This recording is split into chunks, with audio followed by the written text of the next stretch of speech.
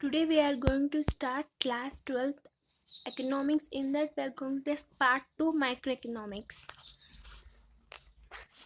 Production possibility frontier. What it means: a graphical representation of all possible communications of two goods that can be produced with the given resources and technology is called production possible frontier. It means when the two goods that can be produced with the help of given technology and resources that are wheat and cotton. What are its assumptions? Let's see. Only two goods that can be produced, and those are wheat and cotton. It means only two goods are only produced, that is wheat and cotton, for proper resources and technology. Resources are limited, but they can put into alternative uses. It means when resources are limited, but they can put into alternative uses. As we have one resource, a limited resource, they have many uses, right? Resources are utilized to proper manner. We should utilize proper manner. By that we get, future generation get the resources. No changes in technology. It means no changes in technology, whether in the terms of machines, new machines. Let's see one graph. Example possibilities: A, B, C, D, E. Wheat in the number of 0, 1, 2, 3, 4, and cotton it will be 10, 9, 7, 4, 0. Now let's see graph. Here there is a graph. It means 10. These are the wheat. In the question it is given this 0, 1, 2, 3, 4. We should take down the cotton wheat and half year cotton. We should match when it is, if it is 1, if it is 0, if it is, we have to make 10. If it is 1, we have to 9. In the question it is given, we have to, if it is 0, we have to mark it 10. In the 0 we have to mark it 10. In the 1 we have to mark it 9. In the 1 we have to mark it 9. Like this we should like this graph. Now types of economy. There are three types of economy: central planned economy or socialist, and mixed economy, and there are three types: mixed economy and market economy. There are three types of. First we will discuss the first one, central planned economy. What it means: central planned economy is one where economic decisions of the nations taken by the government. It means when the production are owned, controlled, operated by the government is called central planned. It means in India the economic decisions are taken by the government, right? Like in the, there are the examples where only the government only take all the important decisions. In India not like that, right?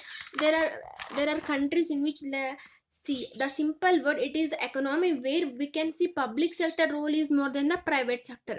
Here in those countries like North Korea, Russia, China, Cuba, Vietnam, neighbor country of China, in these countries where public sector is more than the private sector. It means government is controlling in the production process. It only taking the government decisions, not anymore in the private sector. In the state North Korea, our India is mixed economy. Let's see. And now then, this, what are the features of central planned economy? First one, under this economy, economic decisions are taken by the government. It means in this economy, economic decisions are taken by the government. The purchase activities are controlled by government. It means when the production process and purchase, all activities are controlled by the government itself. Government is taking decision regarding the investment, production, and consumption. It means government is taking in how much to invest and how much to produce and how much to consume. All this are taking the responsibility of the government.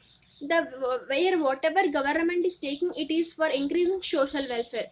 It means your government is taking whatever it may be for increasing social benefit, service motive, and not aimed at earning the profit. Is not aimed at it is aimed at earning the profit. It is to provide service to the people. Next, the central authority may try to achieve a particular allocation of resources and consequent distribution of the final combination of goods and services.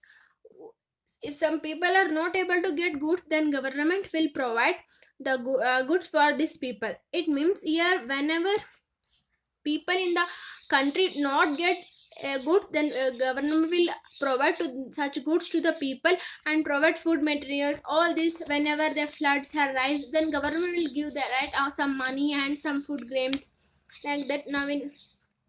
Now market economy. Second one is market economy or capitalism, we can call. Capitalism or market economy is one where private sector playing vital role in the economy. It is totally opposite to the central planned economy. It means in the central planned economy we see that public sector is more than the private sector, but here market economy we see no more exist in the government. Only private sector is taking all decisions regarding some features. In other words, an economy in which means of production are owned, controlled and operated by the private sector. It means only regarding the production, price, investment, all these are responsible for the private sector. In the examples of which in countries America, Japan, England, Australia, Canada, these countries are following the market economy. It means only the private sector is taking the decision regarding the production, purchase, all. Third one is mixed economy. Is the best communication of capitalism and socialism. Coexistence of both public and private sector in the economy. It is called mixed economy.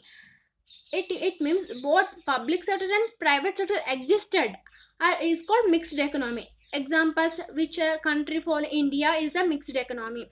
Pakistan, Bhutan, Sri Lanka, Bangladesh, this all following the mixed economy. In some countries we are following market economy and some countries following central planned economy.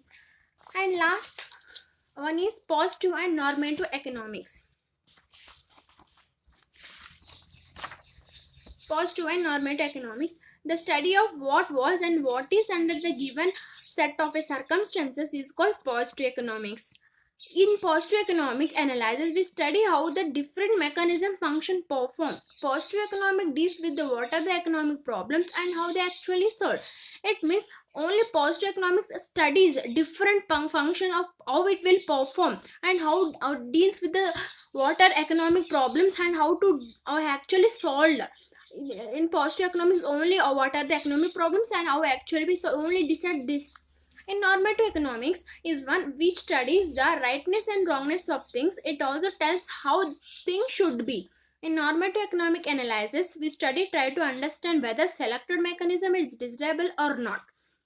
It describes what should be done and what should not be done, what is good and what is bad for human beings. It means it studies how it should be. In positive economics we how function different mechanism perform, we study, right? But it understands how it be whether selected mechanism is desirable or not. It is for whether it is bad or good, what should be bad, what should be good for human beings. It says how things should be. It says it only solve the economic problems. In positive economics, in normative economics, it says how things should be.